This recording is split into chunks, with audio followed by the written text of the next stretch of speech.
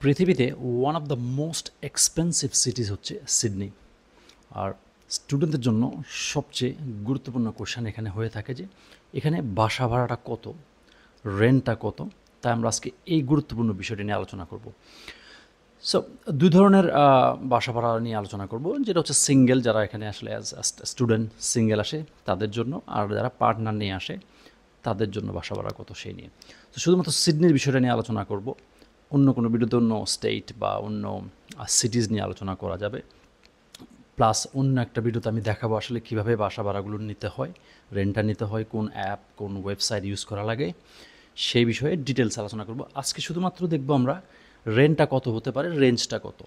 তো let's say যারা একটা স্টুডেন্ট একা আসে পড়ালেখা করার জন্য এখানে, তার বাসা ভাড়া কত হতে পারে। আমরা যদি বাঙালি কমিউনিটির ঘিরে কয়েকটা সাবার্বের নাম নেই, যেটা হতে পারে রকডেল, হতে পারে যেটা হতে পারে লাকেম্বা, যেটাকে এখানে মিনি ঢাকাও বলা হয়ে থাকে, হতে পারে ব্যাংকসটাউন। এই এরিয়াগুলোতে আপনি বাঙালি কমিউনিটি পাবেন। বাঙালি যে দোকানপাট যদি বলেন, ওটার আশপাশে আপনি এগুলোতে থাকতে পারবেন।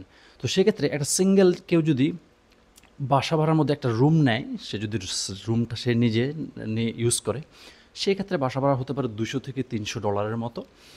আর যদি অনেকে কী করে, ওই রুমে শেয়ার করে থাকে, লাইক 2 বেড নিয়ে আরেকটা রুমমেটের সাথে শেয়ার করে থাকলে, তখন বাসা ভাড়াটা কিন্তু তুলনামূলকভাবে কম হয়। সেটা হতে পারে $150 থেকে $200 পর্যন্ত আনুমানিক। রেঞ্জ সাবার্ব অনুযায়ী, রুমের কোয়ালিটি, প্লেস অনুযায়ী কিন্তু এগুলো একটু ডিফার হতে পারে। আমি জাস্ট আপনাদেরকে একটা অ্যাভারেজে একটা আইডিয়া দিচ্ছি যে এতটুক হতে পারে, যাতে করে আপনি বাংলাদেশ থেকে হোক বা এখান থেকে একটা প্রিপারেশন নিতে পারেন। আর যদি কেউ একটা প্রপার নিজে বাসা নিতে চায়, সেক্ষেত্রে বাসা হতে পারে আপনার বাসা ভাড়াটা প্রায় মিনিমাম $400 থেকে $600 এরকম মধ্যে। 2 বেডরুমের একটা বাসা হতে পারে সেটা। আর যারা আসলে পার্টনার নিয়ে আসে, তাদের তো অবভিয়াসলি একটা রুম দরকার হয়। সেই ক্ষেত্রে একটা রুমের বাসা ভাড়া কিন্তু এখানে প্রায় $250 থেকে হতে পারে $350 এরকম। আর ওনারা যদি চুজ করেন যে একটা পুরো অ্যাপার্টমেন্ট, 2 বেডরুমের অ্যাপার্টমেন্ট রেন্ট করবেন, সেটা লাইক আই সাইড $400 থেকে $600 এই রেঞ্জের মধ্যে পড়ে, depending on house quality, apartment quality, কোন সাবারবে বাসাটা স্টেশন থেকে বা ট্রেন স্টেশন থেকে কতটুকু দূরে, ট্রান্সপোর্টেশন ব্যবস্থা কেমন, এটার উপর নির্ভর করে কিন্তু রেন্ট উঠানামা করে। সো কোনো কিছুই ফিক্স না। বাট এই হচ্ছে মোটামুটি যারা সিঙ্গেল রুম নিয়ে থাকতে চায় তাদের হচ্ছে $200 থেকে $300, সেটা যদি হতে পারে পার্টনার সহ। 200, 300, 350 হতে পারে কোয়ালিটি অনুযায়ী। আর যদি কেউ সিঙ্গেল শেয়ার করে থাকতে চায়, তার জন্য কিন্তু $150 থেকে $200, $250 এর ভিতরে হয়ে যাবে। আর সাবলেট নেওয়ার যে একটা অ্যাডভান্টেজ আছে, সেটা হচ্ছে যে অনেক সময় কী হয়, internet bill, electricity bill, gas বিলগুলো ইনক্লুডেড থাকে। সো যদি আপনি $200 একটা বাসা বা রুম ভাড়া নেন, ওটাই এক্স্যাক্টলি অ্যামাউন্টটা হয়ে থাকে।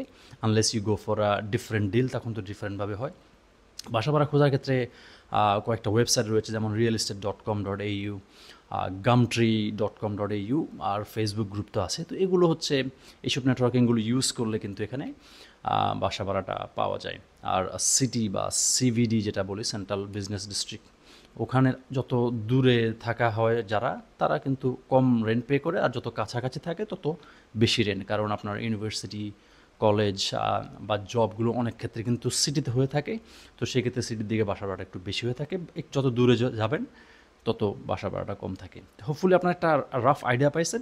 নেক্সট ভিডিওতে আমি কিন্তু একদম ডিটেলসে দেখাবো কি কত বাসা ভাড়া, কোন সাবারবে কত, প্লাস কীভাবে আসলে রেন্ট নেওয়া যায়, এবং কোন অ্যাপ কোন ওয়েবসাইট প্রপারলি কীভাবে ইউজ করতে হয় সে বিষয়ে।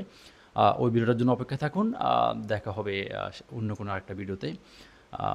ভিডিওটি দেখার জন্য ধন্যবাদ। বাই।